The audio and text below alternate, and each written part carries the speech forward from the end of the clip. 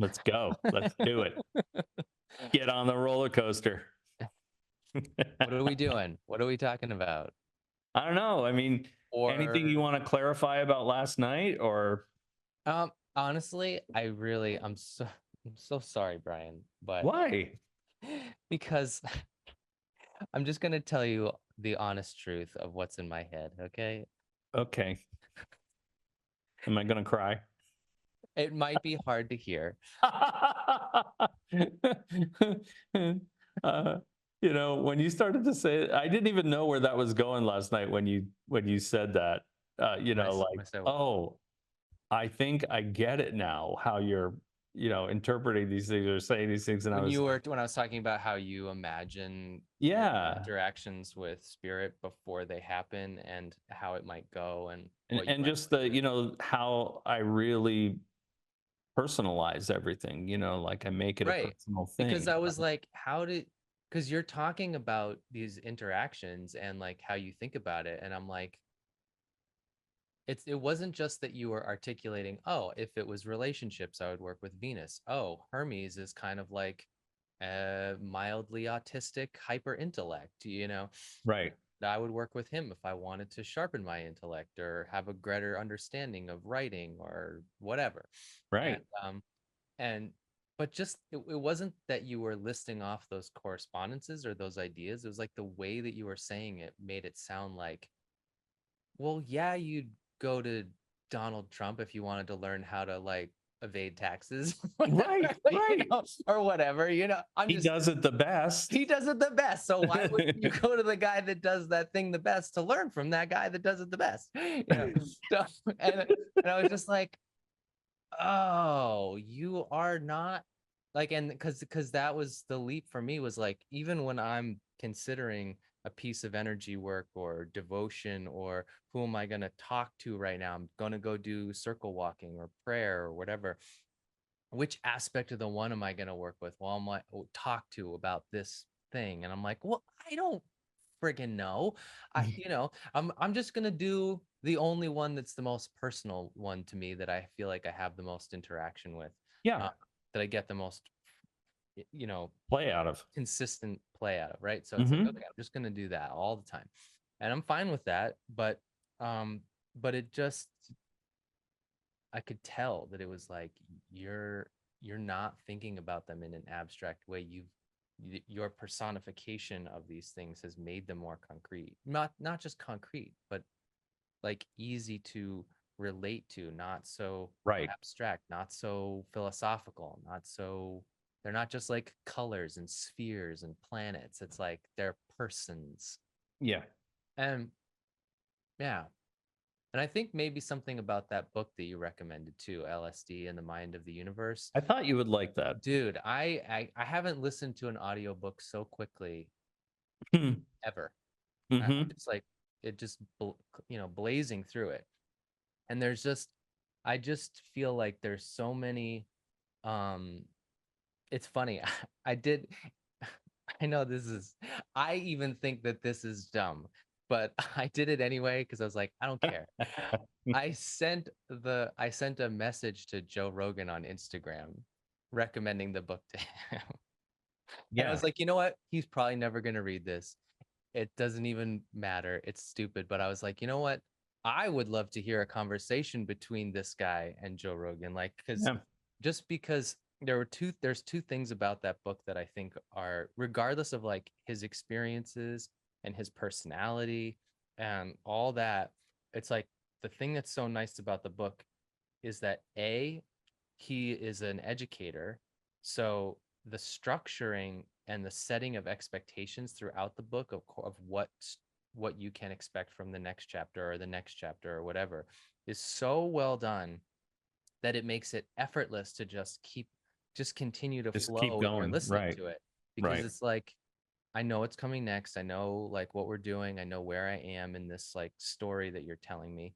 And he's like so articulate about his experiences. I mean, generally speaking, I mean, Yeah. Yeah. Yeah. I think it's pretty good. So, Yeah. and And the I stuff mean, that it's I sent hard for you, somebody like you or me not to, at least for me, I always found like once I got over all of that other stuff or could like acknowledge it and dismiss it, What stuff? just like his voice, his his sort of academic way of speaking, uh, and of course his biases, like Yeah. Yeah, sure. like my bias against his bias, that kind of thing. Once I could like acknowledge that and dismiss it, it was, it was very easy for me to like listen to it, but from an ear that's, half in that experience, Yeah. like you're already going like, oh, I've been in that place, like Right. I've had those feelings. I've had this, I've had that without, like I've never had excruciating pain or anything like that from it, but other than that, I mean, the headspace that you would be in Hmm. during that time, sort of, there's an echo of that in the background of like Yeah. place. So you hear it with different ears than the average person would hear it. Yeah. Right. Right. So Yeah. what else were you going to tell me that you Yeah. were like not letting you off the hook now? Just distracted you for a moment to relax you. I wasn't distracted.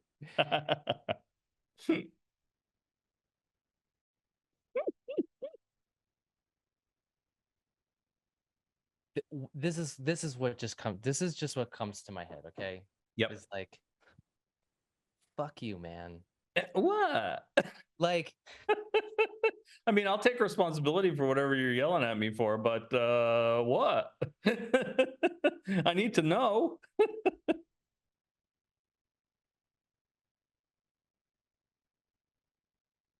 I've said this before, and hopefully I won't have to say it much longer. But like,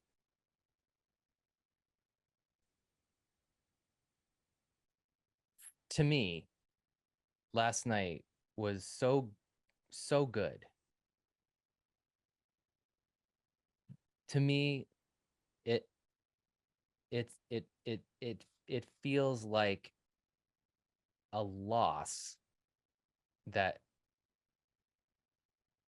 either I or you or both of us or whatever have not figured out how to promote what we're doing to have more people there to listen to what you did last night. Like, I felt almost like I just need to send out this live call to the big list, which I don't know if I'll do that or not, or, whatever, because it was like, so I felt like I have in as I've watched you as a teacher and the program evolve and the Zoom calls evolve and all that kind of stuff.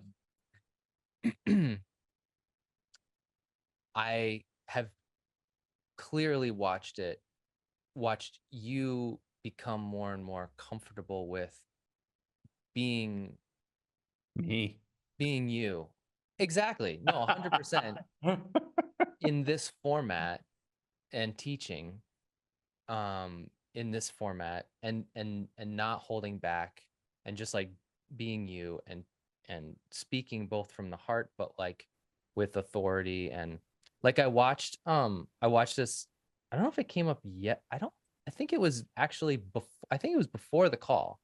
At some point during the day, I watched this clip of Sadhguru talking. It was a video, but the theme of his video was like, this is why I'm not like nice to you, or why I'm not like like, and it was him talking to a group of people there to do a class or whatever. And Yeah. he was like, basically, this is why I'm, you know, torturing you and being hard on you and saying what I say, and why I'm not like just trying to make you feel good. I'm pushing you. And I felt like more than ever before, I felt like you were in that role of like, my job is to push you, my job is to inspire you, and to just like share your experience in a very highly articulate form. Um, but it was like, no, I don't think like anybody that's even remotely interested in the things that we do would take something in my opinion, something profound from what you did last night. And and and so yeah, I'm just and so the whole me saying fuck you is kind of like is almost So like you're bashing me on the imposter syndrome thing again. dude, it's almost like the thing in my head is like It's my default. I'm almost like why are you hiding? Like that's what it feels like. There's a part of you that's like hiding, like that's only comfortable with the with the size that it is or something, or concerned that like somehow I don't know what it is. I'm not in your head, but but it just is like there's some kind of like what like and the other thing I wanted to say about it too before I let you respond to my criticism, which is like a criticism and praise at the same time, but I think you get it. It's kind of like they get it in the same package, Yeah, yeah, like is I've not met I've not met your previous teacher. yep. I've only seen videos of him talking before. And so I can't speak from personal experience. And and let me say it this way, like I totally understand like what you were saying, where you were like where you've said to me before, like you you know what it's like to feel the way I do, which is like you think, oh, my teacher's the best. Like I want to share my teacher with everybody because he deserves more attention, more, you know, more students, more income, Right. more support for how great he is and all that kind of stuff. Yeah, yeah. Um, and I think that that's honestly that's probably just a pattern that like most I think so. people feel. So I'm not saying that like I that I'm not just in that pattern and thinking that way just by almost by default, and probably like projecting, whatever. But at the same time, I I this is what I believe this, that you are not him. And in the sense that like I think that what you bring as a teacher from experience and articulation and inspiration and all that um is is I think that you strike this very interesting balance between being that kind of Marsy character and not just inspiring or driving people or pushing people or whatever, or even just like kind of radiating that from being where you are, right? Like, and the experience level that you have and how you've pushed yourself. It's almost like by just sharing how you've pushed yourself, it's almost like you're not pushing anybody, but people push themselves more because they see more of like, oh, if I work at this, I might, you know, Sure. there's more that's possible than I thought, or it's okay that I have these dreams or visions about what my practice might be like. I'm not crazy for thinking that. Right, right. But yeah, I just think that I personally think that you that that that people that are, that it's I don't think that what you do and the way you teach is quite so exclusionary. I think you're much more of an inclusive teacher in the best sense of the word. Hmm. That's what I wanted to say. Yeah, got it. And I think that that's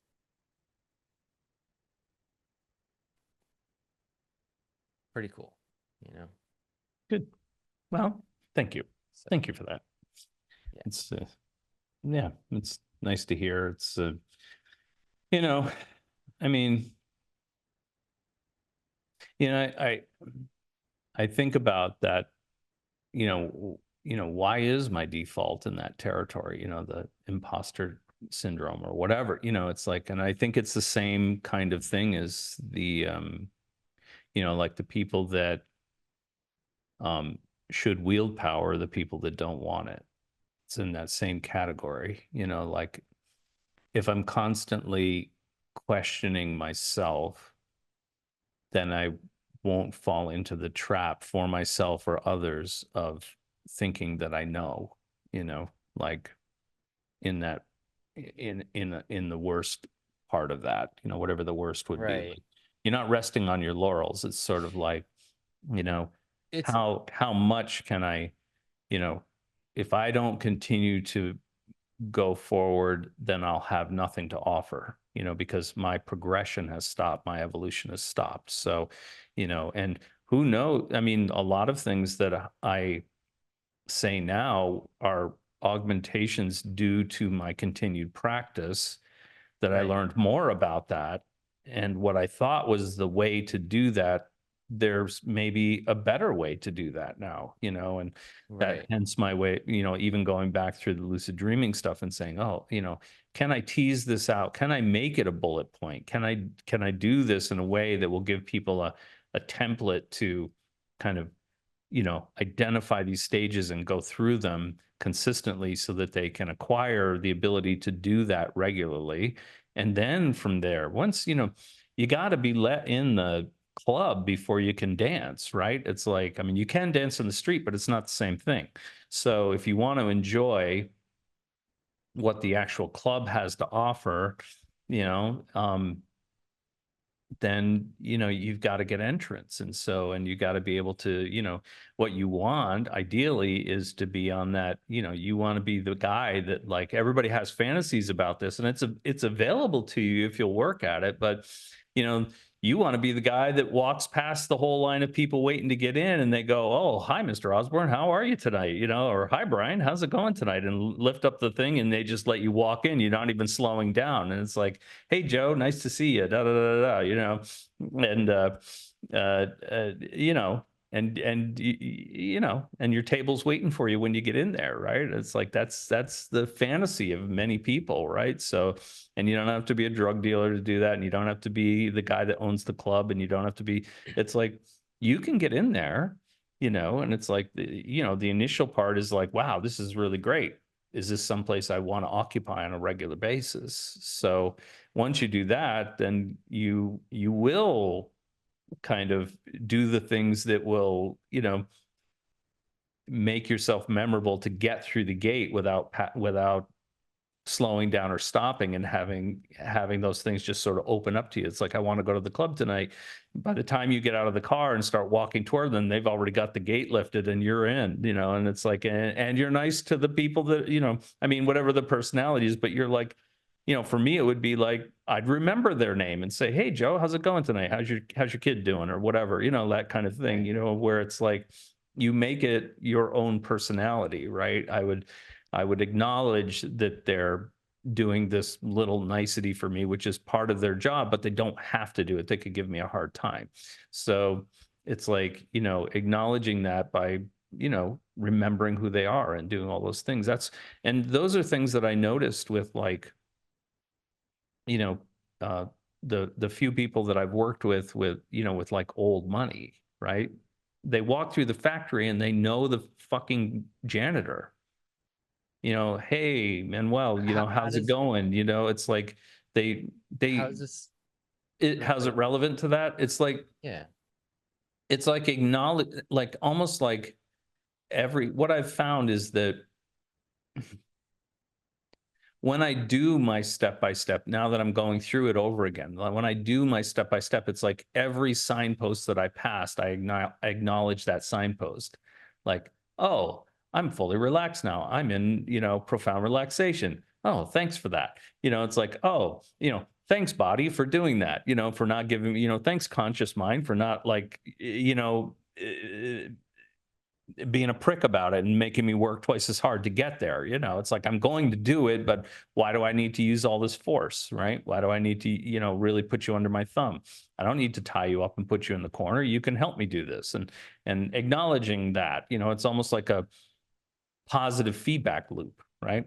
And I do that with each stage, and it seems to make each stage better Well, it's and almost like easier. yeah, It's like I'm greasing, I'm priming the pump basically. I'm like, yeah, and even if we think of it in a chemical way in the brain, right? It's like that every time you get past that point, it's not like a wash of dopamine, it's like a drop, right? And it's like, mhm, oh, the next thing will make it 2 drops, and the next thing will make it 3 drops. And when you get into that state, it's like, oh, now you get that first initial wash. And then it's like, so it's constantly helping you to go through those stages in quicker and easier, almost like, where I was when I backed up and started over again was I would just give myself the intention to do it and I would do it.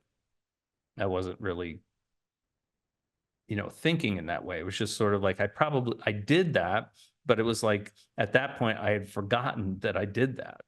And mhm, so how to reinforce the thing, it's like not at the end when you go, "Oh, I did it. I got my lucid dream and yeah, it was only 10 seconds, but I did it and it was great." And blah, blah, blah. That's awesome. But it's like, you know, if you if you get into profound relaxation, it's like, oh, yeah, great, thanks. It's that simple. Like, whatever way is good for you. It's like, uh-huh, know what you're talking to, and you're acknowledging that, yes, more like that. Like, yeah, that's exactly what it is. And thanks for that. Thanks for that. That's a great assist. I didn't have to use as much energy to sort of force my way through the doors. I didn't have to say, do you know who I am? To the new guard at the gate. yeah, It's like all of these things. It's just and part of that is my personality, right? Of like not talking down and not, sort of exerting myself on the level of like, do you know who I am?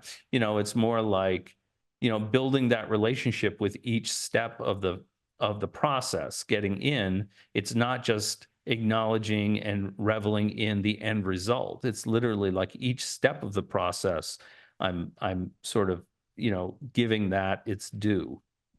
And because of that, it gets smoother and smoother and easier and quicker to do that until the point where you just go like, okay, I'm going in. Boom, you're in.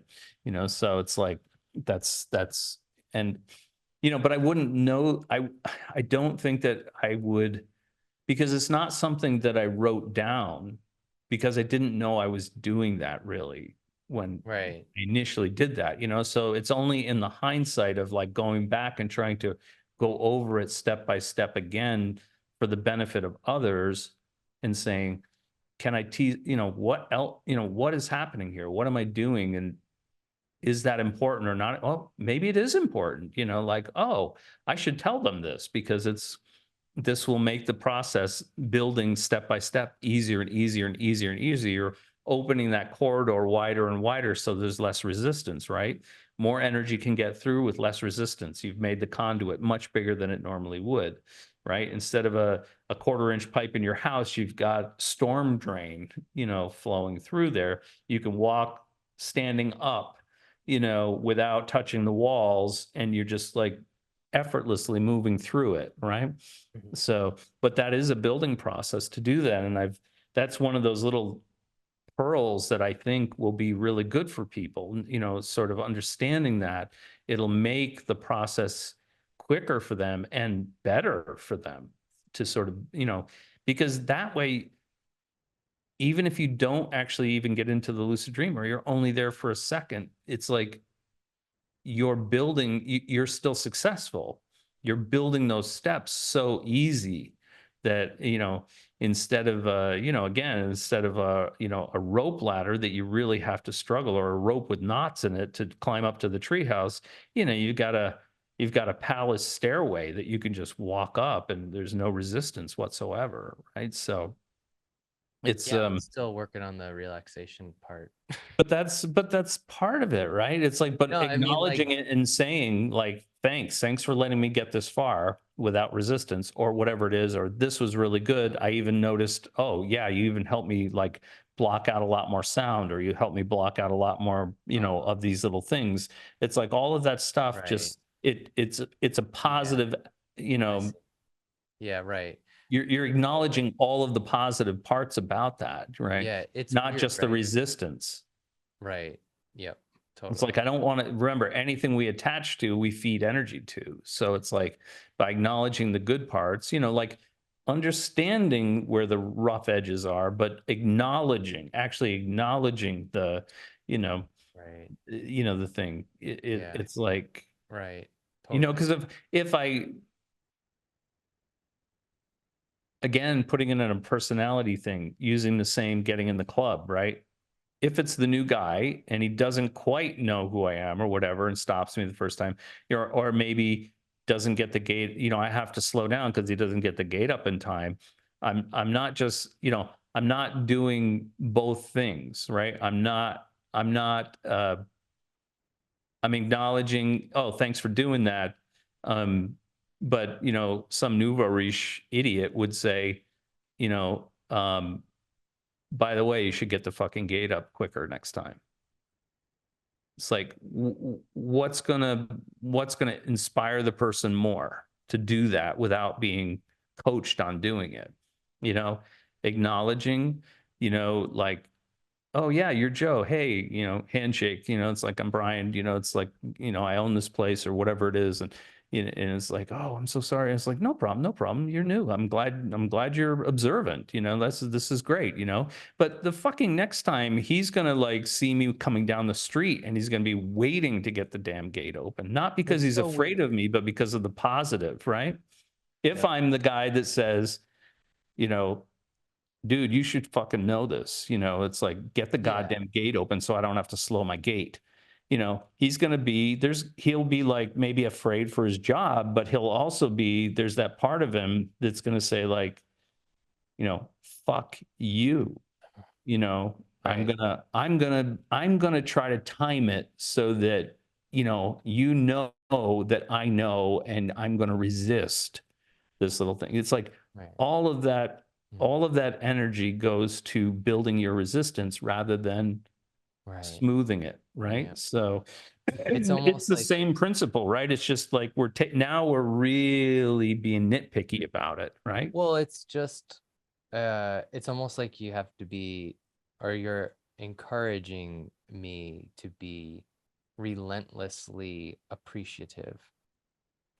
Because I think that it's just kind of interesting because I mean, so much of like what layers that I've worked through with so many different aspects of like what I do, Hmm. and I'm sure it's the same for other people as well, is just being relentlessly critical of self, right? And of everything, really, whether it's others or self or whatever. Yeah. It's so easy to like tear down. And like because I even I was thinking about just promoting, self promotion and stuff like Yep. that. Yep. And I was thinking about like, well, what what what's hindering me here? What's making me feel like embarrassed to put myself out there more Sure. and stuff like Sure. that. And and basically, through some asking questions and stuff like that, I just realized like basically the fear is that everyone is judging me the way that I judge myself, right? But the word that I used, which brought so much clarity to it, was to me was like um judging judging with hostility, right? And that was like, oh, that's the key to how I'm relating to myself, right? That's like, because it's not just judgment's one thing, but judging with hostility is like being almost like against yourself actively, right? And and uh and and it's funny because in some of my sessions with the mushrooms, the ceremonies that I've done and stuff like that, it's like that idea of becoming appreciative, relentlessly appreciative of self, or because it's like you feel everything that come arises in your mind so viscerally, and not just what arises but your relationship to what arises in that state so viscerally, the energy of it, the quality of the energy of every thought, and um that it's like I could have had experiences of just becoming so sensitive to the difference between like criticism and resistance, and just like welcoming appreciation and openness to Right. whatever arises and stuff like that. Sure. Sure. And so I feel like that's what you're what you're talking about, and that Yeah. makes so much sense. It's like, instead of being frustrated about not being able to get to the level of relaxation I want, it's almost like being appreciative for having 5 minutes to even practice, or something like that. And then it's Yeah. like, and then appreciation of like any sensations that arose that were pleasant during the practice, Right. or Or were that you nailed on the head, right? It's like all of right. those If you get things, something right? real It's like those good. little things. It's like, damn, I got, like it might even, that's the thing. You can take every little segment again, just to literally to acknowledge that segment means that you've attached a bit of energy to it.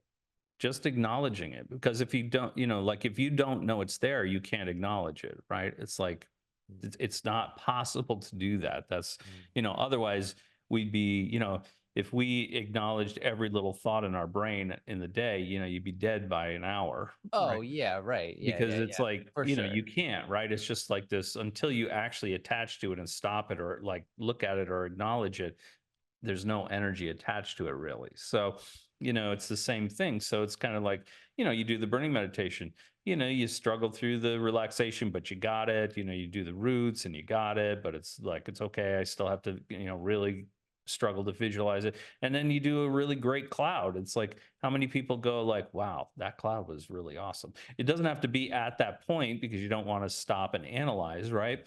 But like when you come out, you go, man, that freaking cloud was awesome today. I mean, I really felt like fog was moving through my body, like the moisture content, the coolness of it, the wispiness of it, all of that was just so good. And I And feel then the like next time it'll increase that, right?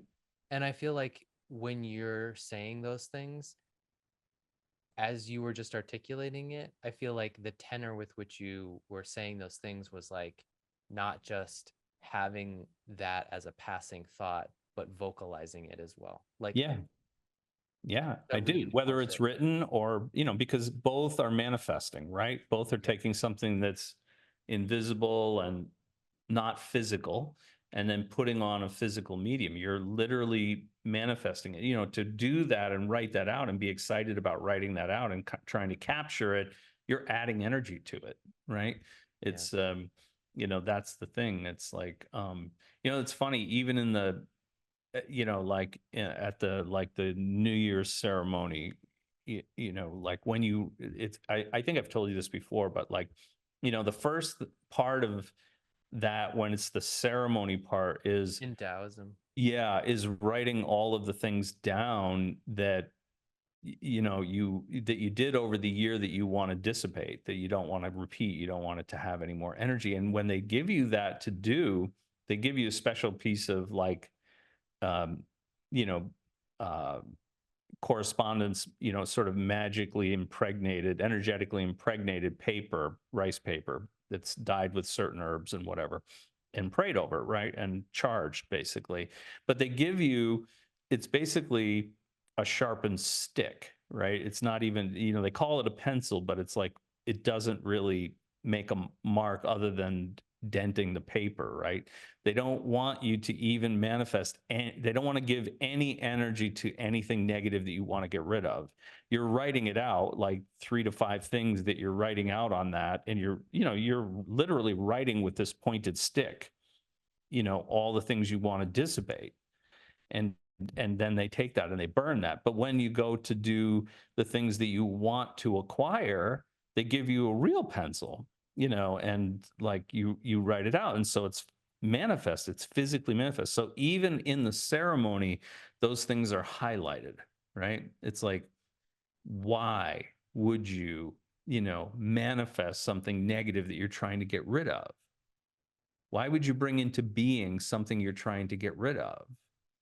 That's like, I mean, it's just, it's such a kooky idea, right? When you say it that way, it makes sense to everybody. But, they even in their ceremonial practice, their ritual practice, they're actually doing it that way, right? They're literally like you're writing, the only step that would be even better would be like writing it in the air, with whatever. I mean, they're, which is even a little hard for monks, right? It's like, they'd have to, by trying to visualize it, they're adding energy to it, right? So this is just like, oh, here it is. And it's, nobody else could even read it, right? It's like you're literally just putting it down and dissipating that even more so, taking every bit of energy away from it that's possible and only adding energy to those things that you want.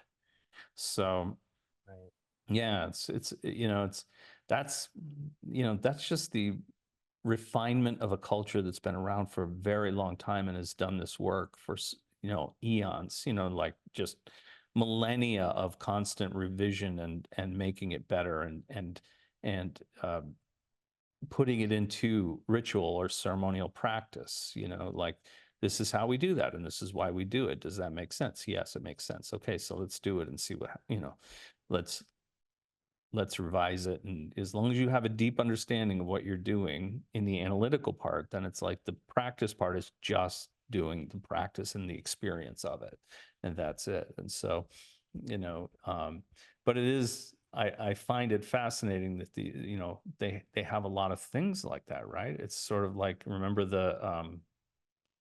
like how many different types of dispachos there are, you know, In the Quechuan yeah, shamanism yeah. culture. Yeah. So it's, there's a ton of like specific ones, positive for, blessing a house or a property and, like healing and all of these other things.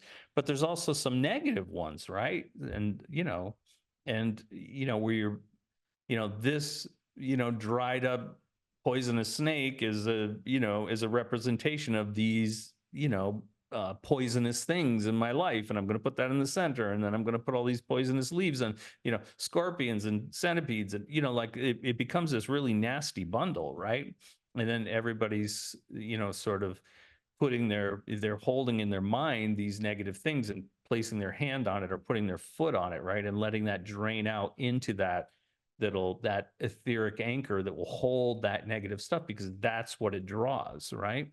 And so and then they burn it, right? And it's got all kinds of, like super hot peppers and, and the, blood colored peppers, black peppers, like all of these things that are like really will, like every symbol is the epitome of holding really nasty things, right? So um yeah, it's interesting that these old cultures have really sort of, formulated these things almost, into a physical ritual that represents that. And Mhm. the more that you can put yourself in that, very open mindset while you're doing that, it's like it really does have a very, very positive effect on you, so.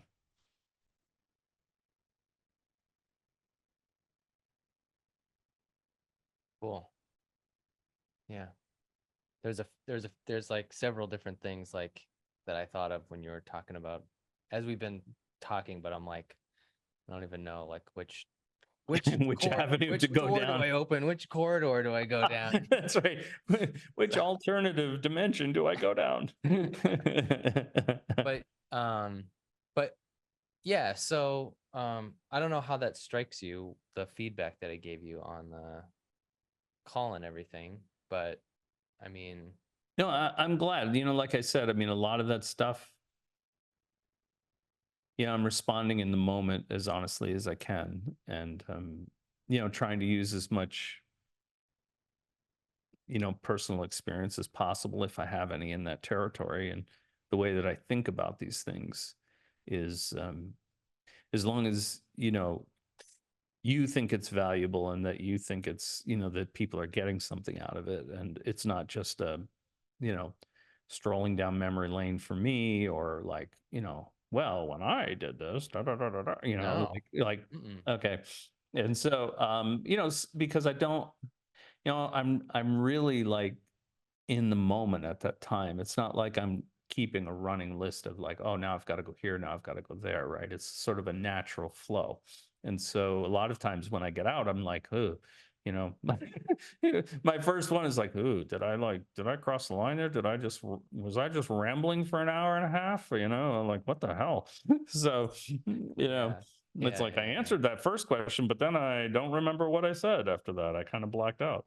Um, you know, so that's why, it's not to pump myself up when I ask you those things. It's like really a lot of times I'm not, especially with like stuff like last night where it's not just technical information after technical information. It's like, to get across the way I feel about those things, not just, not just the technical understanding of them. And, and if that has value for people, I mean, that's the thing for me. Like it has value for me, but I'm not always sure if it has value if there's value in it Mm. for them. Right. And so that for me, that's always the important thing because that's what we're here for. It's not for me to rehash what I've done. It's to offer them not just encouragement, but maybe some non-specific insight, more broad, like I here's think how I feel about my this aspect of my practice and how it weaves with the other parts and that kind of thing, which is kind of hard. It would be hard to you know um do a lecture on that. That's why I like the questions and answers, right? It's not just right. me. Right. Right. Right. Well, I think that one of the things that it does, I feel that you the way that you were teaching the other night and sharing your experience and also talking about you know um, from different angles, making things more personal, and also personifying these things that are so abstract. It's like I always feel like it just in the end, like one of the biggest things that I feel like it does is it collapses the perceived distance Right. between, because like first, because again, like the whole spirituality, like so much of spiritual practice and stuff, and even the experiences that people may desire to have, or Sure. changes in their life that they want to have, or to be reflected in their life from what they're doing, all that kind of stuff. It just, I always feel closer to the result that I want and have a better sense of like, oh, here's some things that I could do that if I really wanted the things that I say that I want would help move me in that direction and in a more like clear way. It's Right. Right. clarifying and collapsing that, you know, that distance. Yeah, So I'm glad that you said that because that really is, I mean,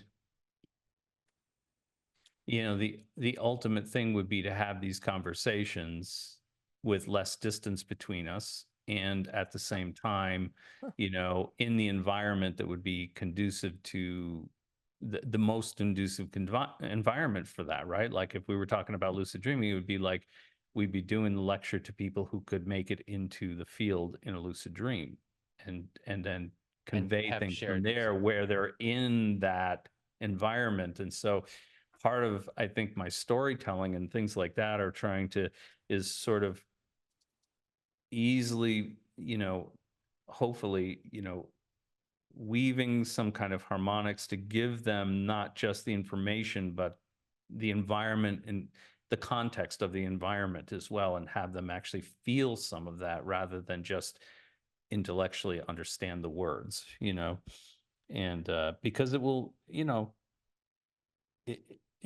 not just, it won't just make an impression on them stronger, but it will hook them into that for themselves, right? They'll have like a, you know they may not have an experience of being in that city, but they'll have an experience of having a picture of knowing when they're in that city, right? So, and that's already better than them trying to imagine what that city might be like, just from a name or something like that. So, you know, um, I mean, for me, that would be the ideal expression of relating those things, is to sort of bring them into that experience as much as is possible, for me to do for them. Well, I think in a similar way, it's almost like the main question one of the main things I took away from last night was just that idea of like, what would it be like if, almost as a practice, Yeah. and Well, actually that's that like, imaginative faculty, right? That Hermes talks about so much, right? but it's different. Like, I feel like it's different from my idea, the my tendency is to bring more of an idea of force to the imaginative faculty, which is to say, like, oh, I'm going to make this thing happen by imagining it, right? Mm, Getting my mind to work this way. Like, even if it's lucid dreaming, it's like, okay, sure. remember last night's dream. Okay, make yourself lucid in that dream. Okay, what would you do then if you were lucid in that dream? And instead of just like, it's so much easier to sit down and just be like, well, what would it be like if I lucid dreamed tonight? And then almost like just kind of Right. let your Right. Let it imagination, unfold. let it unfold a little bit more instead of Yeah. like Well, to me, it's kind of like, I mean, one of the images I've used in a positive way, not in a negative way, even though the scene itself is kind of has that. I mean, they use these things as sort of nightmarish, visuals, as like, the somebody's in a altered state, nightmare, whatever it is, horror movie kind of thing, where the hall becomes, extends out and they can't oh get yeah. to the end, that kind of thing, right? Like, or there's something at the end of the hall, and they're moving away, but the hallway just keeps coming. Mm, it's sort of like that trapped thing. But they also do that in the Lord of the Rings, right? In that first one where they're on the road and he feels the whatever that the one of the kings coming down the road, right? The negative black guy on the black steed and all of that. And the he looks up and he focuses on the end of the road, and then the road sort of like goes down and it sort of gets wavery, right? And it's like the leaves start coming toward him. And it's like, you know um and in some ways, not in a negative way, in a very positive way. I mean, that sort of, I I I sort of embody that. I see that or feel it or something when I'm starting to lucid dream, when I know I have enough momentum that I can just sort of like, it's like, oh, here's all the signs, here it comes, and you're just like, ooh, and then you're just moving in, right? You mean to travel within a lucid dream? Yeah, or even with the meditations, like the what if, right? It's like like when I practice, when I what do they call it? When I'm incubating a dream, like, oh, I'm going to use this dream that I had way back when, and I'm going to, and at this point, this is the point where I would become lucid, you know and then all bets are off, basically, right? So in my imaginative faculty, I'm going through the dream, like in a relaxed meditative state. I'm going through the dream to that point, and that's the point where I realize I'm dreaming, and I'm like, oh, I'm lucid. But then it's like all bets are off, right? Then the thing just kind of opens up, and it says, like, things start happening, and I'm like, oh, this could happen. Then I could do this, and this could happen. And I'm kind of like, I'm organically following you know, the, the, uh, the event as it unfolds, basically. Yeah. So, and that just gets you flexible with doing that, right? It's like, oh, it's not, it doesn't mean that you're going to negate every shocking event or whatever, but it's like you get so used to, being able to be adaptable and respond to whatever happens there without losing your focus, that it becomes a pattern for you to say, you get very comfortable saying, no matter what shows up, I'm going to be able to do something. no matter what happens, if it's super incredible or whatever, I'm not going to get like sucked into that and become a regular dream and just have this marvelous dream, right? It's like it's not going to distract me enough to bring me out of my lucidity. It's like I can I can examine the daisies that are made out of diamonds now or whatever it is without getting lost in the structure or that kind of thing. It's like it's not going to everything is everything at that point is trying to suck you into an unconscious dream, right? Where you don't know that you're lucid, you're just experiencing it. It wants to envelop you in that, you're just part of this event, like, Why? I don't know. I don't know if it's a safety mechanism. I don't know if it's just, the conscious mind again saying, being along for the ride at that point and going like, I'm not too good with this. I'm not too comfortable with this. Let's just suck you into a regular dream so that you go to sleep and then wake up, you know. What do you think like is the hallmark of lucidity? Like, because when we talk about lucid dreaming, we also talk about how this is a dream, right? And it's flexible and uh, all those things that go along with the idea that our physical waking life is a dream. Hmm. Um, but like for yourself, like, because when if you assume that if I could, even if I could become more lucid here, then that lucidity might transfer over into my dream. But Exactly. what do you think of what do you think of as being a hallmark for that lucidity? Because I feel lucid right now, but Hmm. I could also make the argument that I'm not, because but what's the what is are we just talking about brainwave states, or are we or I think it's understanding the general overlying principle that everything is malleable at its core. And so if you can exercise that, not just the malleability of that territory, but also your being able to affect it with a thought or affect it with your actions or whatever it is in that territory, um, then over time that will transfer to the physical as well. You know, practicing being able to hold your thought in a single place and to be able to adapt and be flexible with that, and it's like, oh, that's a little too high, okay, bring it back down, that whatever it wait, is, well, wait, I'm in my half imaginative state, like one time I was raising mountains in lucid dream. Let's clarify.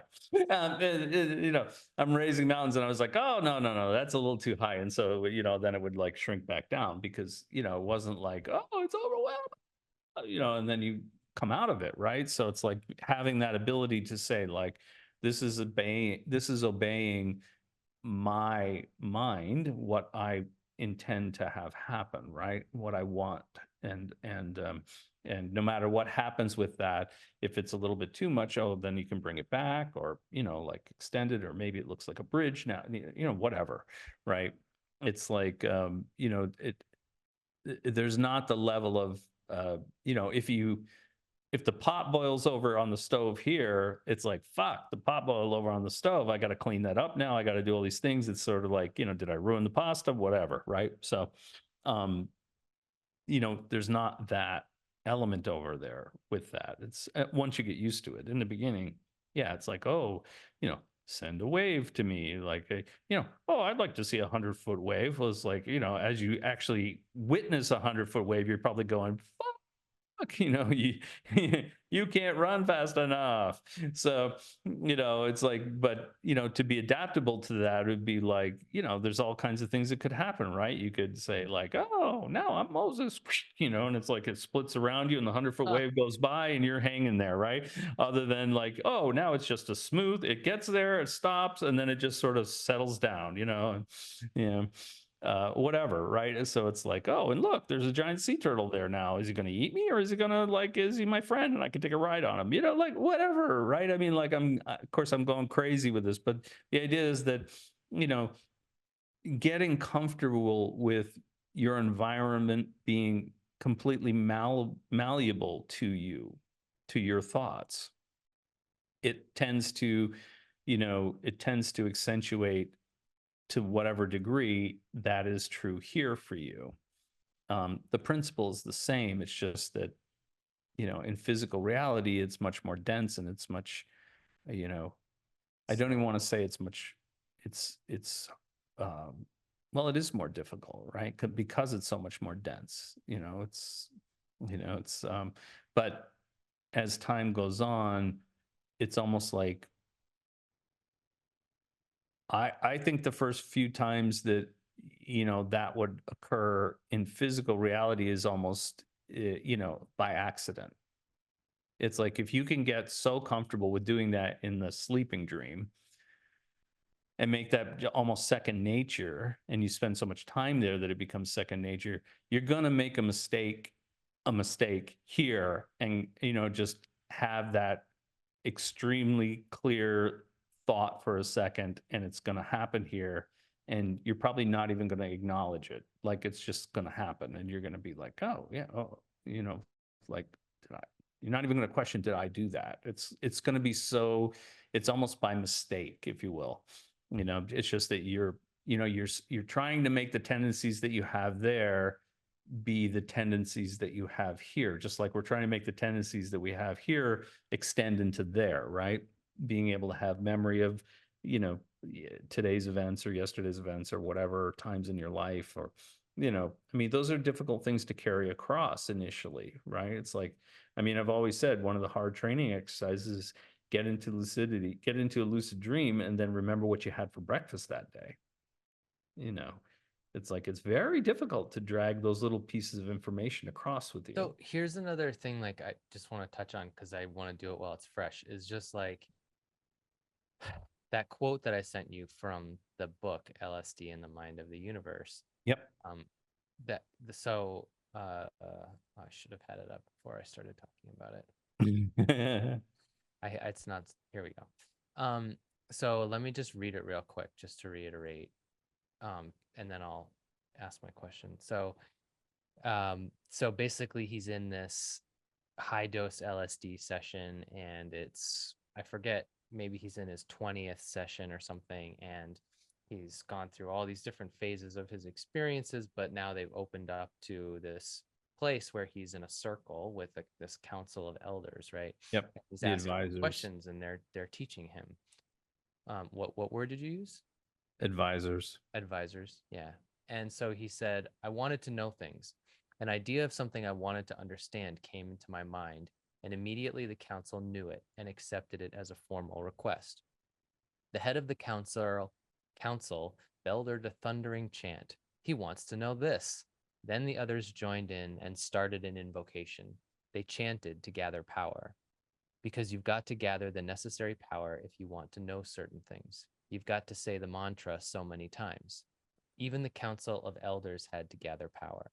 I learned the hard way that I had to be prepared for what would happen next. Um, and this is all happening in his visionary state, right? Right. Right. Um, then he's talking about how sometimes he would like get distracted while they were chanting and preparing to give him his answer, or he would like interrupt and be like, "Oh wait, actually, I just thought of this," or whatever, Right. and then they would shift. But he said, once I made the mistake of allowing myself to get distracted while the elders were gathering power.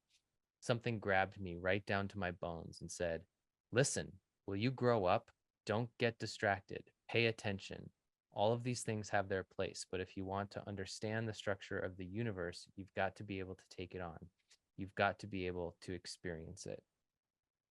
And then one final quote is he said, today the council allowed me to experience many pieces of how the universe works. I could know anything I wanted if I could endure it. But to endure it, I had to be able to go flat out with existence. That is, I had to be able to expand to the size of the reality I wished to have knowledge of. being able to know the universe in this way answered a longing in me so deep that I knew it had been driving me for thousands of years. Um, and one final thing, as I expanded into what I was seeing, I was becoming larger. I learned by becoming what I was knowing. I Mm, discovered the universe not by knowing it from the outside, but by tuning to that level of my being where I was that thing. correct. And I find that to be like, I mean, it's obviously like, okay, that's like in a nutshell, so many of the things that, That we you've say, taught me, we've been right? saying for so long. Yeah. And but it was like and one of the things that Sadhguru said in one of his talks was like how like energy energy and information, like the question was, somebody was asking him, why did the natives of this land or that land or whatever think of certain mountains as teachers? And his explanation was that by being in contact with that mountain or hiking to the top of that mountain, the mountain itself, the structure of it, the energy of it raises your energy. And from that different vibratory state, from that different frequency, you just have access to different information, right? Correct. So it's like, it's literally like the kind of that this idea of like state of being and frequency and energy and capacity for energy and states of being equates to access to different levels of information or understanding or perception. And I also found it like so fascinating that in even in his like vision, he's in this LSD deep visionary heroic dose kind of state, and the entities that are teaching him, right, before they answer him or respond to his query or his curiosity about whatever, they're actually going through this process of like building energy to change the dynamics of themselves or the space or whatever, And even the him. visionary space, the non-physical space that he's in, to give to create, to not just, probably not just communicate the answer, but help him to enter the energetic state where the answer was an experience for him, Correct. right? Yeah. And so all that being said, I feel like I mean, that's just very clarifying for me, that understanding, that like perception of like, okay, well, why do we spend so much time doing the intoning or, middle pillar practice, or even, EIO or the vowels or whatever, we're toning, but also the idea that they, even in their visionary state, those entities had to do their chanting, whatever it was, so many times to build the energy into a certain form, right? To actually Well, provide part of it's experience. not just, I think that that might have been a little bit skewed interpretation too, is that to some degree, it's, but, it's almost like they're tuning, he says building power, which is true, but at the same time, it's more like, they're tuning their frequency to that specific frequency that would be that experience.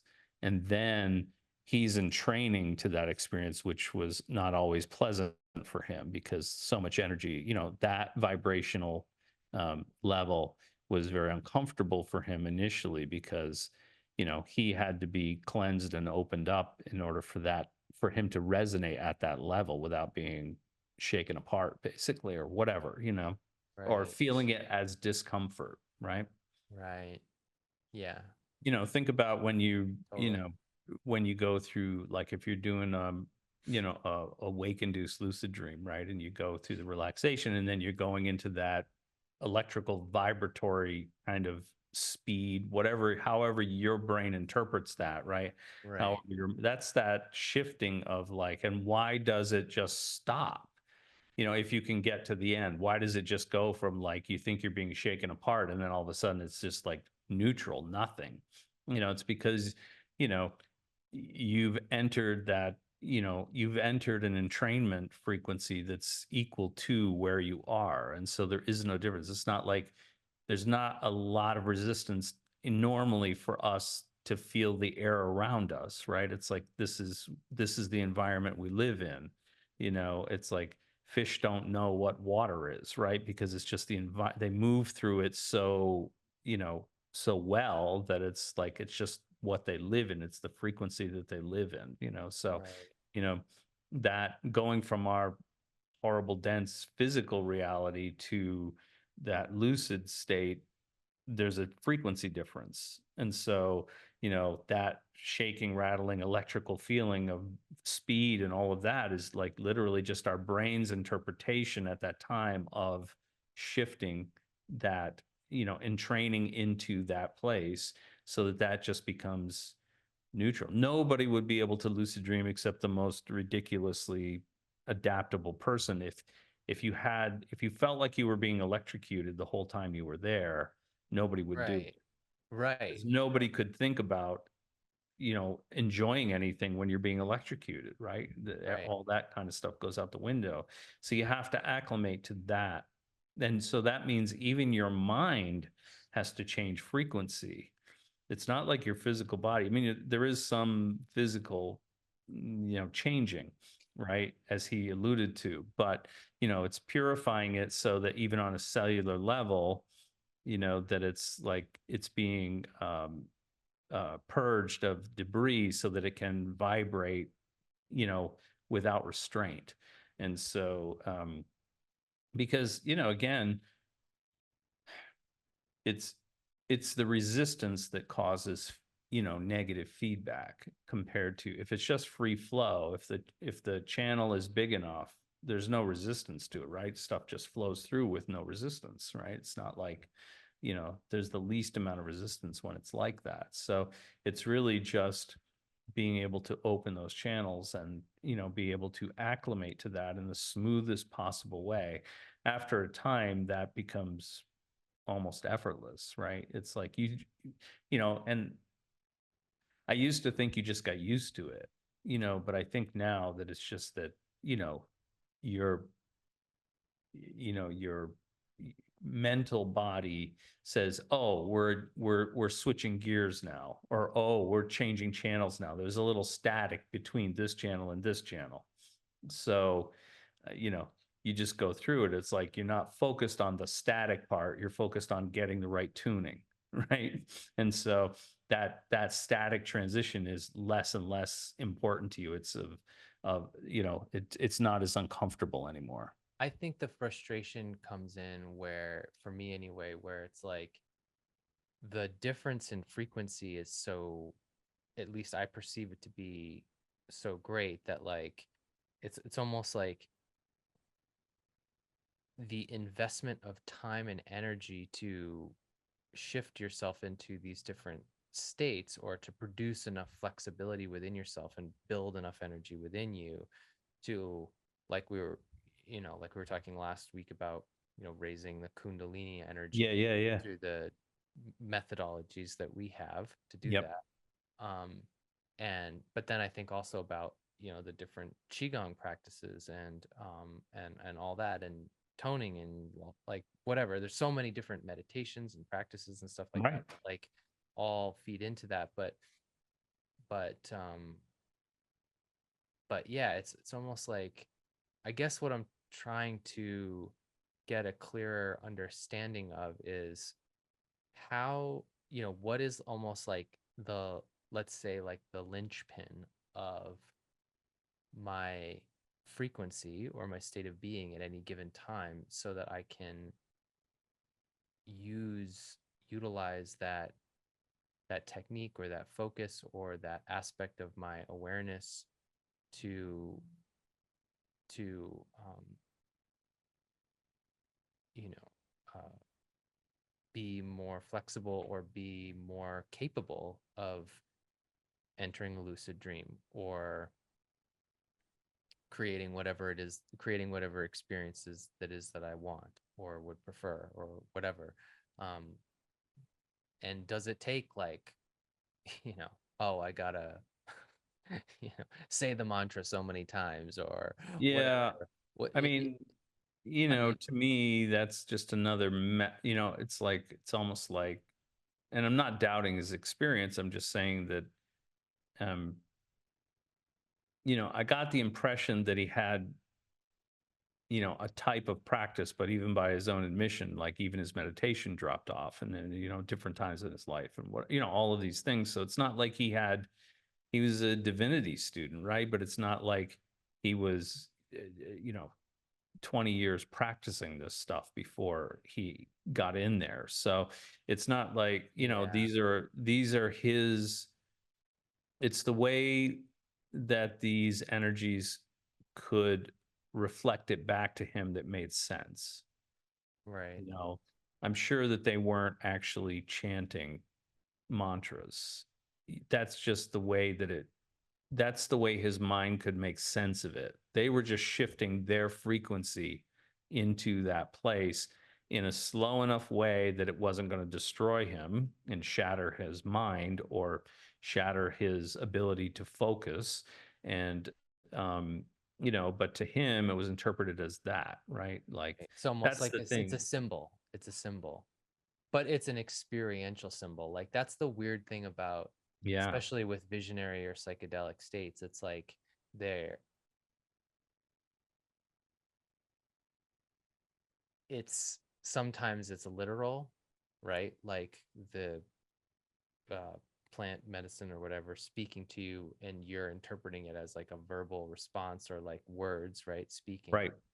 but a Right. lot but but a lot of the time it's also like a dream where it's like symbolic imagery but in an experiential visual auditory kind of visceral form, and it's Right. almost like your experience of that sensory symbol is the process of you shifting to the place where you're going to see that thing in a different way or understand it. And Yeah, and that state that's a different way is going to be that third level, right? The initiatic level, right? Because that's where you're having the experience, but it has a profound impact on you that's lasting, right? So the literal, the allegorical, which is where the lessons are, then the initiatic, and then the actual, right? So those four stages go through everything. And so, when we think about it that way, it gives it a bit of a breakdown so that like you can take the same, like one of the good things to do with a dream, even a regular dream, right, is to look at, like, you write it out, right? And then you read it as literal. Then you read it as allegory. Like what's the message here? What's the lesson that's being taught to me as far as a right and wrong kind of thing, right?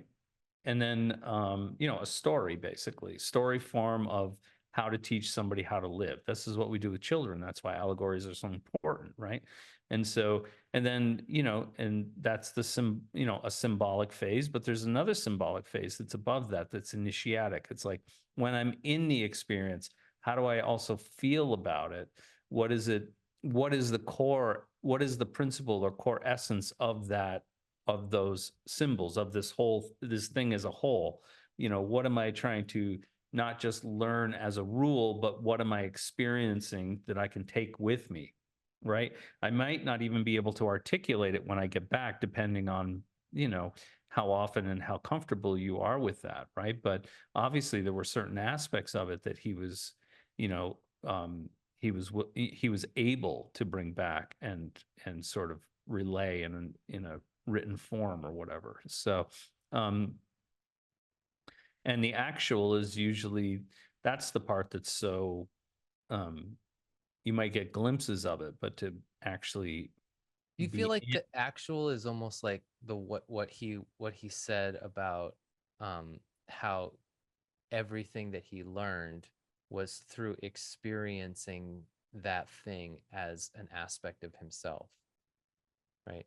Do you think yeah. that's almost like the actual I level mean, of to me, interpretation is like this, I mean, at least on the base level, the actual means, you're experiencing something as the one would experience it or know it, which is almost right? inconceivable, right? It's like, that's almost inconceivable.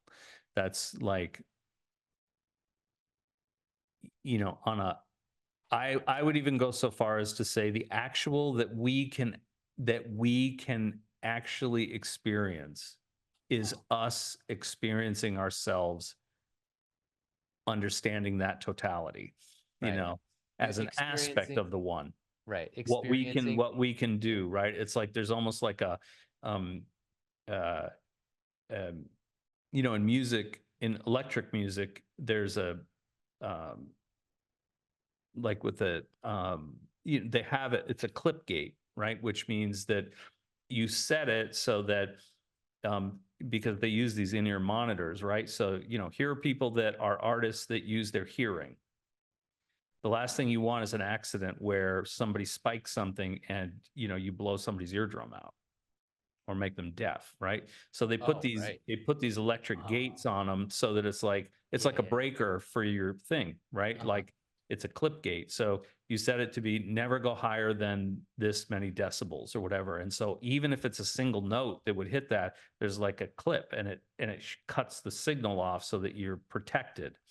And I think that, being aspects of the one, we're sort of imbued with this internal clip gate, where it's like we can accept a certain amount. We might even be able to grow to accept a little bit more, but there's no effing way as an aspect we could experience the way the one experiences itself, or the Right. way the one experiences anything, because it would the way the one experiences a ham sandwich would blow us up. Like we would just explode, right? And so we just can't, it's that minimal, right? Like that's the thing. So and so there's these inherent clip gates. I mean, I'm kind of flying by the seat of my pants here, but and because I don't have the words to really express it, but that's as close as I can get to that. I really do believe that is if there is a safety mechanism, and I do think that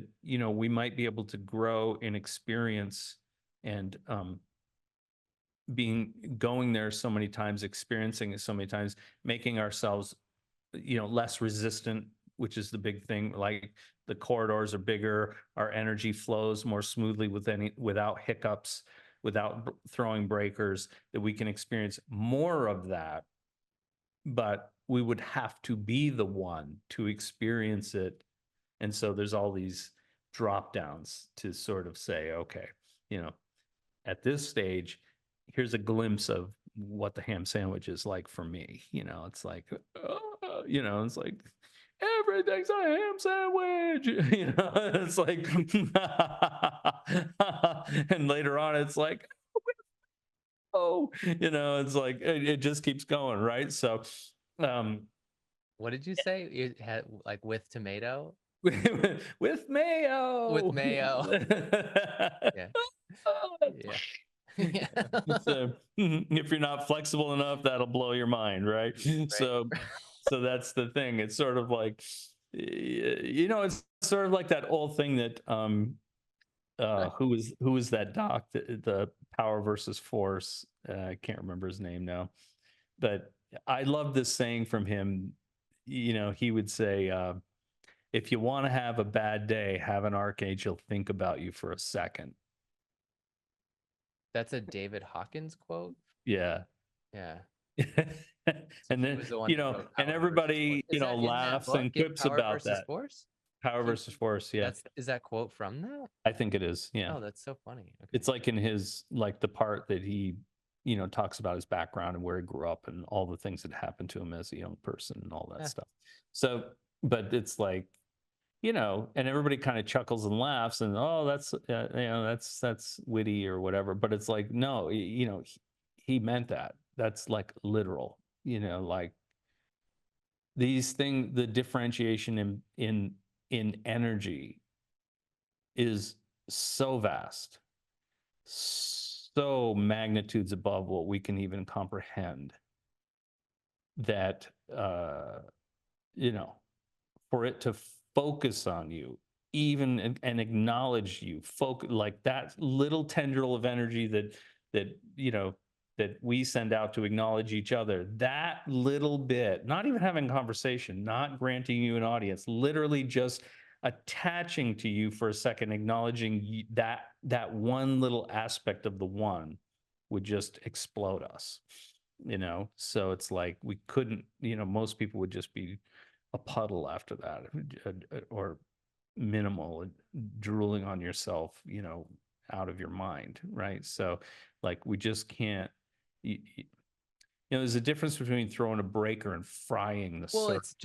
it's literally just like you said about the transition of lucid dreaming and that electric Yeah, sensation or the discomfort of that, and also in this book, LSD and the Mind of the Universe, like so many of his initial phases of his experiences were like such intense, like suffering and chaotic experiences and discomfort, and just like, to him, horrifying and horrible and like continuously overwhelming. And like, so it's like, yeah, it's like how much resistance is in the receiver, right?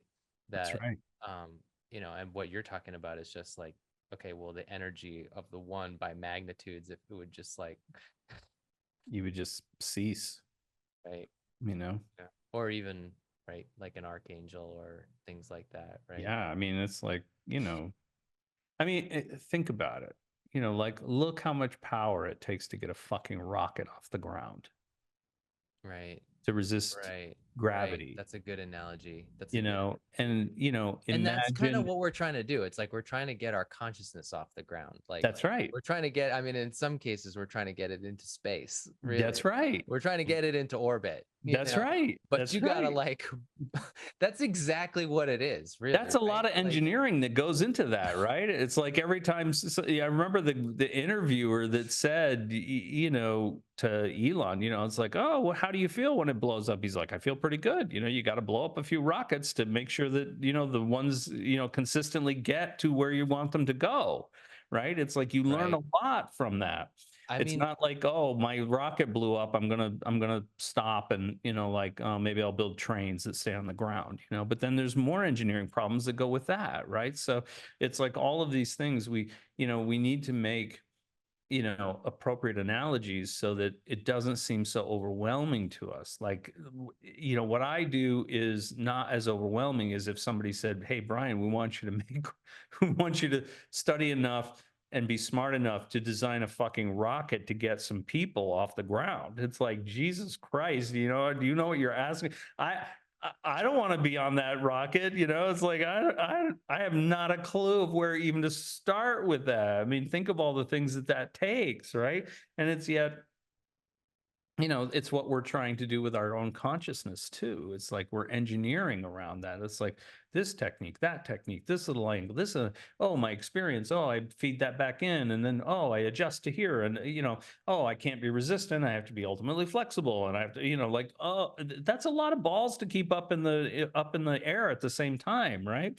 So, and I have to um, bring the energy of appreciation to each stage, even if I'm frustrated by the like by the challenge totality of it. of doing it and where That's I'm at and where I want right. versus where I want to be. And it's like there's I so mean, many there would like be no such thing as juggling if everybody that, like, it's not like the really great jugglers were perfect jugglers from 3 years old, right? It's like they cut themselves, they, dropped shit, they broke a ton of stuff, they hit themselves in the head, they, like there was a lot of training that went into that and coordination, like just all kinds of things, right? So it's like anything that's on that, regardless of how silly or not it is, right? It's like everything that you really want to bring to a certain level takes a very a concerted effort to make your skill set come up, right?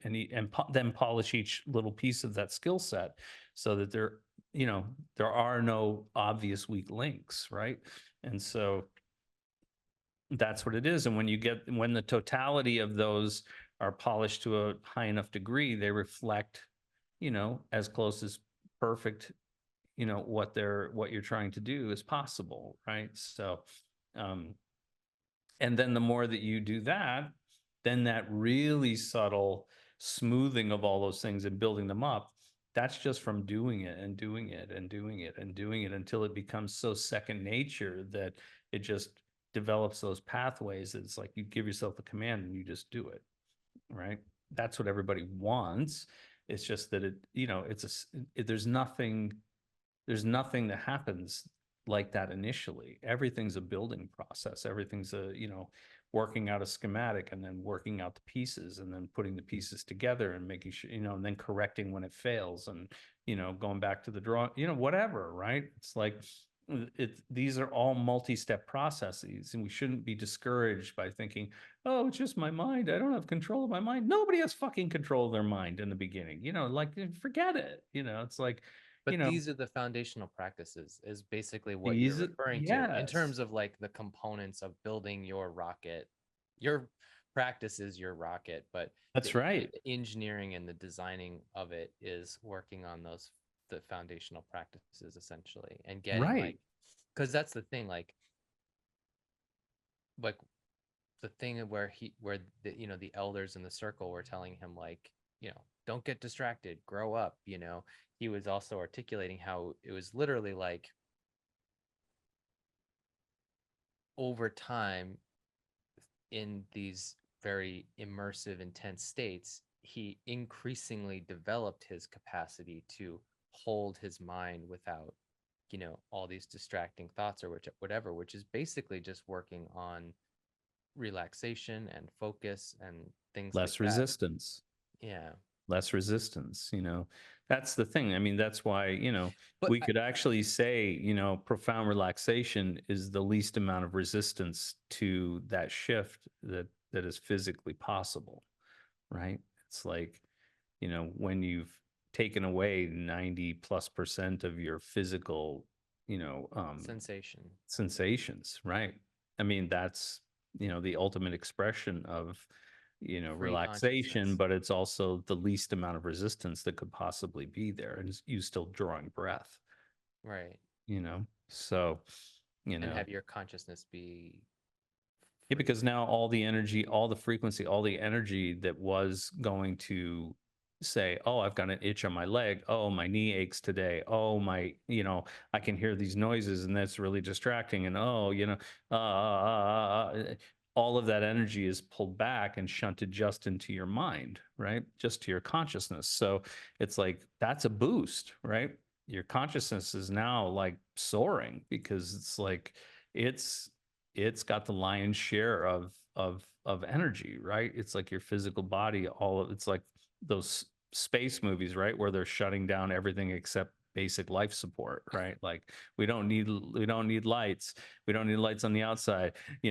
Take the oxygen away from the bay where there's, just stuff hanging out there. And like it's just rending it all down to the bare essentials so that they can stay intact there longer, right? And so that's that same thing. It's like that's a very good analogy for what we're doing, right? It's like I don't need this. I don't need to see here now. I need to see there. So I'm going to shunt that energy by dropping the veil over this because I don't need it right now. You wouldn't do this and go walking along the cliffs, right? You Yeah. need this, right? So energy goes to that. So, do you actually need to smell something while you're there? Do you actually need to taste something while your consciousness is there that's in your physical environment? No. So you shut all these things down, and that energy, you can't destroy energy. It's not like it drains away, it gets shunted into what's left, which is your consciousness, your mind, right? So, um, and because of that, it has a higher capacity to work faster, understand more, and um and train to that frequency on the dial that you want to visit for that time, you want to experience for that time. Hey guys, sorry for the interruption. I just wanted to mention that right now we're offering a 30-day free trial on the To Be Silent membership. And if you're interested in learning more about our programs and joining us on our live calls, this is a great way for you to jump in and try out the membership and come on 2 of our live calls for free and see if it's right for you. So sign up for the the free 30-day free trial, and we look forward to seeing you on our next live call. Thanks, guys. Back to the show. It's another reason that I'm always, you know giving information basically freely or whatever, because it's like, for the most part, right? I mean, if it doesn't, you know, it's not my information, except for my personal experience with that information. But the information itself is not mine to hold, right? It's Yeah. like Right. this is, Yeah, yeah. you That's know, the thing. I remember, but that's the thing, right? I remember, I love that Bashar said that. Somebody was saying, like, why don't you make all your stuff free? Everything should be free. And he said, information is free. Access it yourself or pay the person to deliver the information. You pay the messenger, for his service of delivering the information right, because the information's there. You can access it, just like we were talking about the energy thing. You raise your energy to that state and the information will be accessible to you. right. You do 600 micrograms of LSD Right. 72 times, and you write your own book or have your own experiences on that, Right. right? Right. And if you survive and you're not a dribbling idiot, then, good for it. Good on you. That's it. Right. It's like, and I'm not saying that everything I did has been like excruciating for me. It hasn't, but, it's true. It's like if you want the interaction, then I could be doing other things. I could be working all the time I spend on this. I could be working on my own practice. And that's why I said what I said at the beginning, right? Like, I think that's where that, like, uh fuck you thing comes from, or fuck me for not, like, and at the same time, I absolutely am not totally coming from that place, like, whether to you or to myself. It's more, and from from a broader view, I totally understand that. I'm sure that there's, like, perfect timing involved in all of this, regardless of what happens with To Be Silent, or Sure, where sure. things go or whatever. It doesn't matter, and I get that, but it's more just the sentiment of, like, you are, when you're there and you're teaching, I'm I'm we're paying, you're being paid for your time, but the thing that the fuck you comes from, it's the same amount of time regardless of how many people are there, to some extent. Right, right. Sure, sure, sure. Yeah. So it's almost like,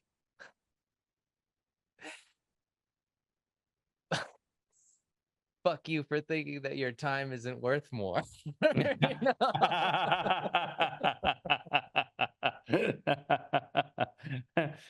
You know? Well, I mean, on the other hand, it's like you do it or you don't do it, and then it's sort of like once you decide to do it, you do it, whether it's one person or 10,000 people, you do it the same, And right? I It's like totally you put the appreciate same that. amount of effort into it. You do, A you hundred would percent. want to do that, right? So, A so hundred percent. yeah, I mean, and Yeah. so just it becomes a part of who you are and not, then you're really focused on the information and you know, the ability to be able to translate it and give it to people in ways that they'll understand it, that hopefully assimilate it in a way that they can then use it themselves, right? So that's the part of it. And it's like, and if you decide not to, then you decide not to. It's not like Right. anybody's putting a gun to your head, and saying you have to teach this. And, because then there'll be a lot of resistance to that, right? Right. Um, or you have to give us your time for nothing. Right. It's like, oh, why? Right. you I know? guess, and to put a positive note on it as well, I just want to say, like, I do, like, sometimes I spontaneously will just, like, think about how,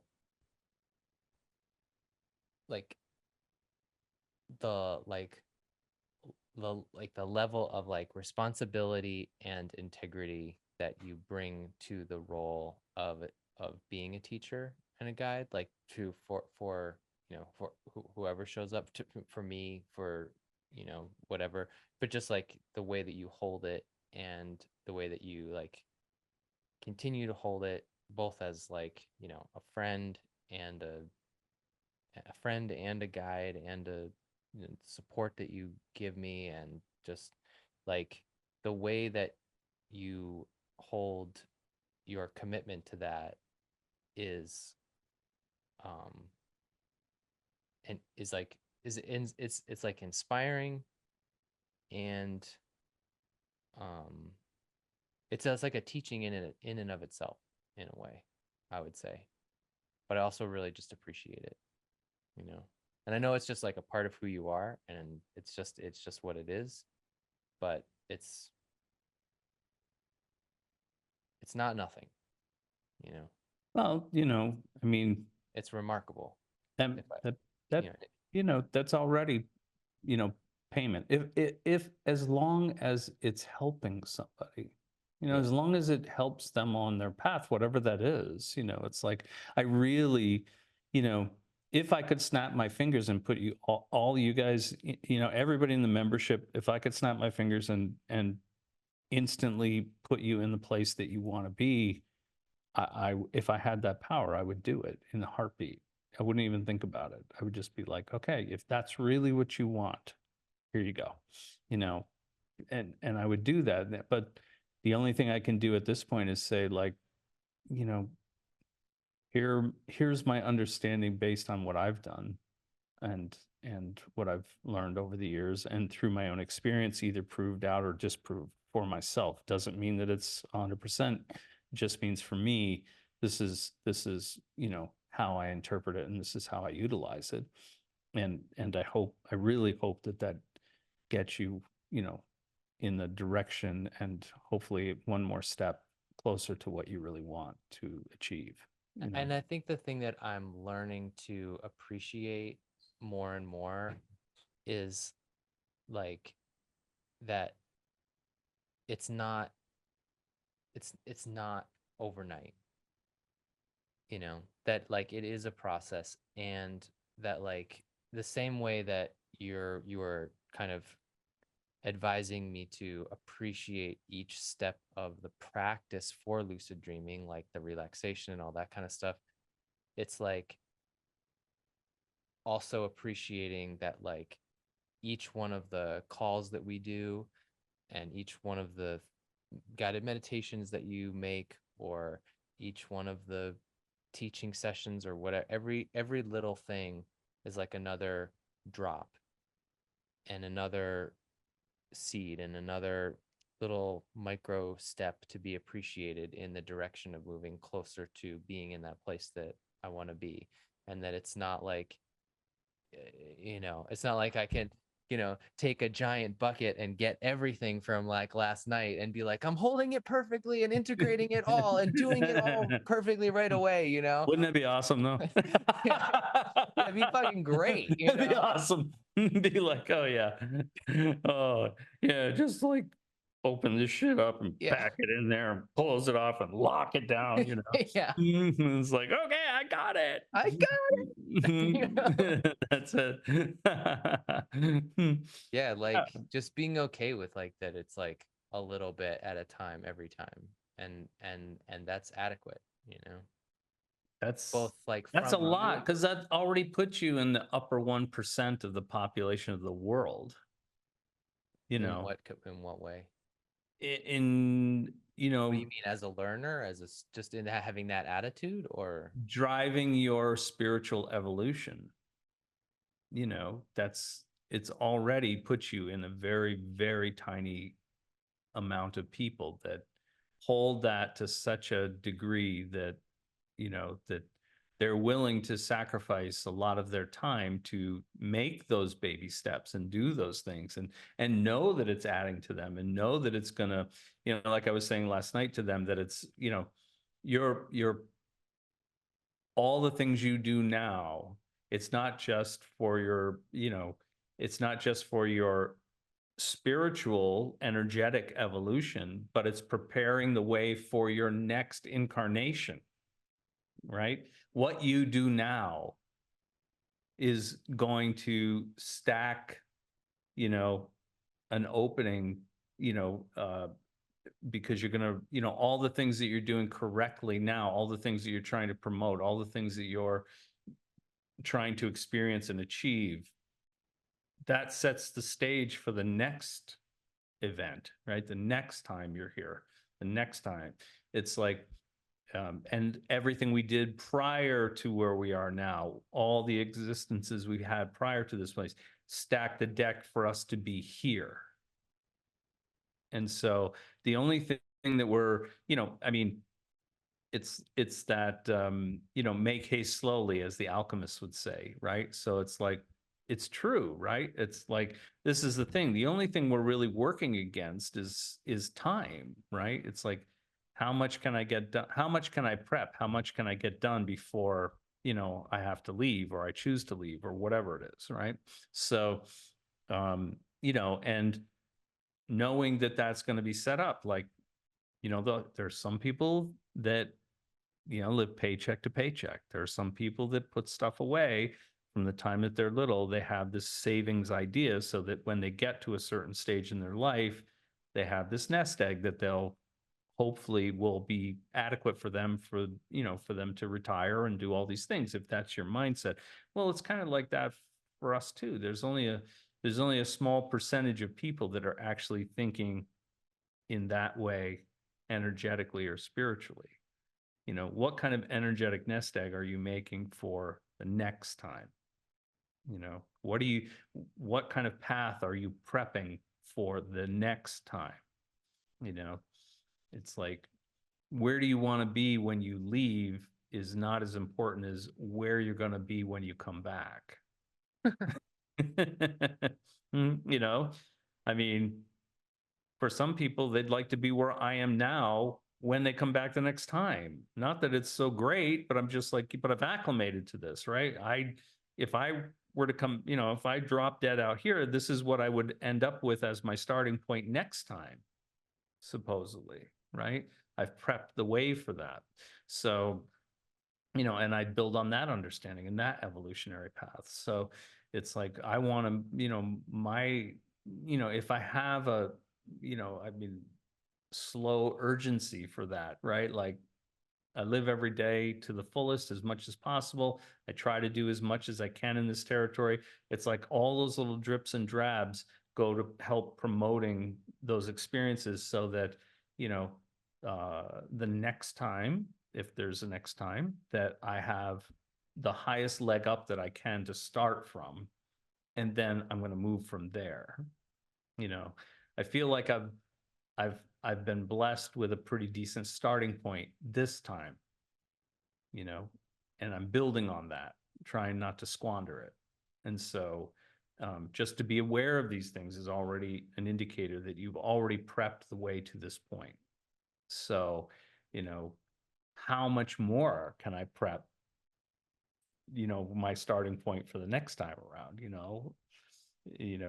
and so, the things that I'm not able to do this time around, it might be, I might have prepped myself to be able to do that the next time, and then I'll have even loftier goals the next time, and so on and so forth, right? Until this physical existence in this, sort of temporal area isn't going to be, you've done enough, you're going to move to something more. You're going to be able to, maybe become the janitor of the universe, or whatever it is, right? So it's like, you start there and then you prep for something else the next time you're going to move up the ladder. It's a constant evolution and moving, right? It's like, yeah, the archangels are managing galaxies, right? But it's like, you know don't put me in charge in that. I can't even build a rocket to get, people off the ground, right? So it's like, you don't want to be giving me galaxy control, right? So that's the idea, right? I know my limits and they're not that high. So it's like, but it's that, sort of getting that perspective. See, I don't ever feel um, bad about that. That may be another factor, right? Like, I always feel like there's a wonder to it. Like, oh my God, at that level, oh, it's so high, where I am now. Oh, I'll never get there. I'll never. It's like, I just feel like, holy shit, like, I got to get going.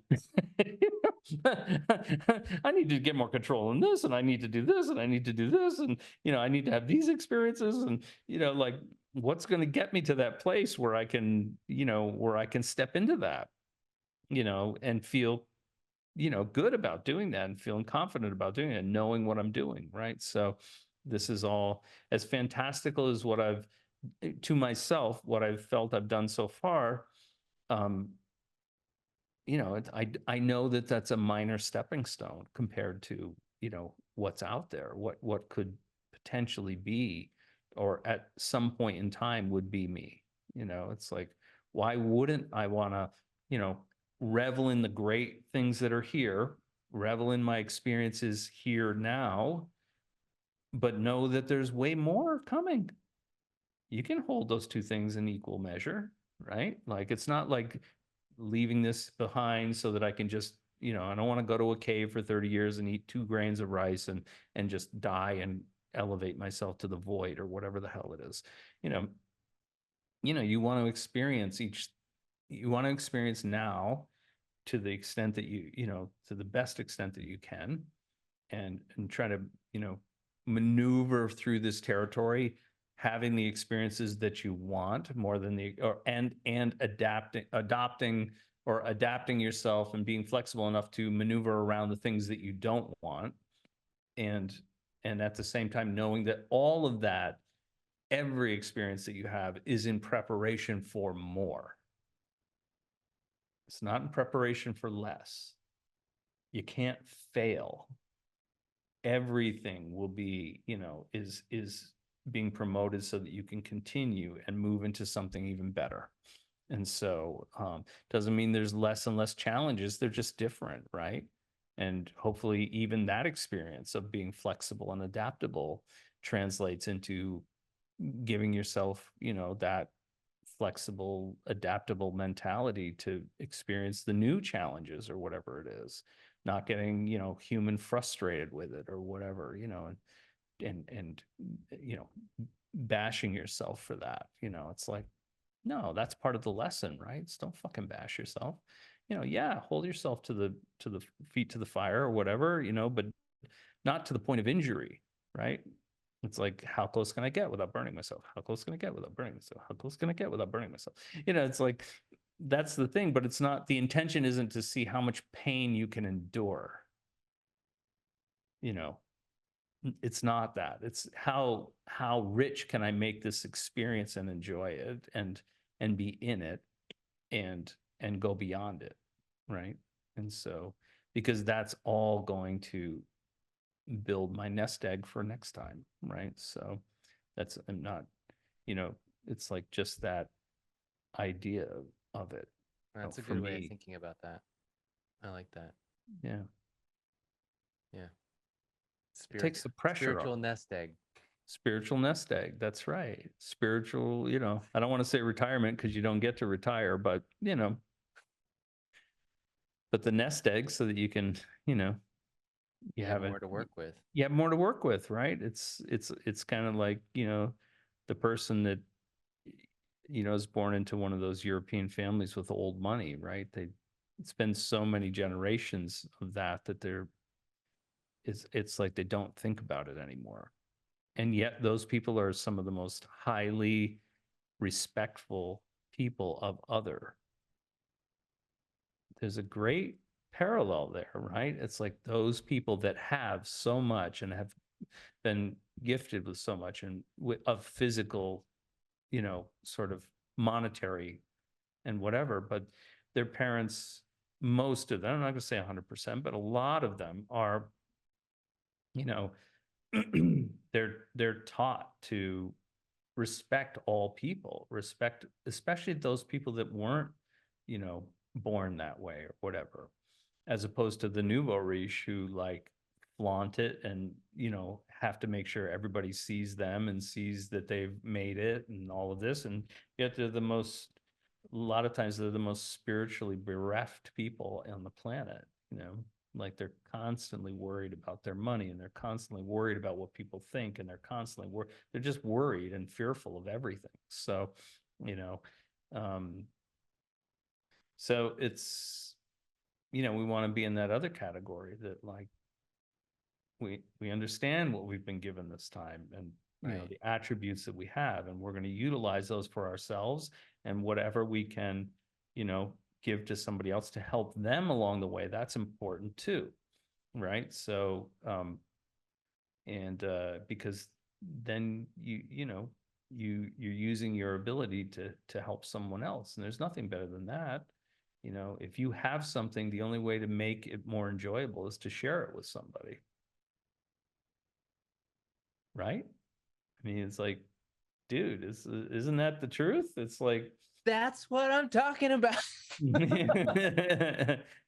it's like, I mean, it's so true, right? It's like I Yeah. make a great meal, Nina and I enjoy it. It's wonderful. It's great.